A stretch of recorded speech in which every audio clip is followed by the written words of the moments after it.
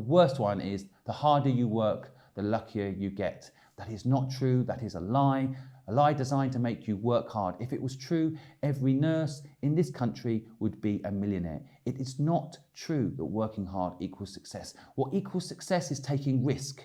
You have to learn to take risk. Lean into fear. Learn to love fear. Embrace it.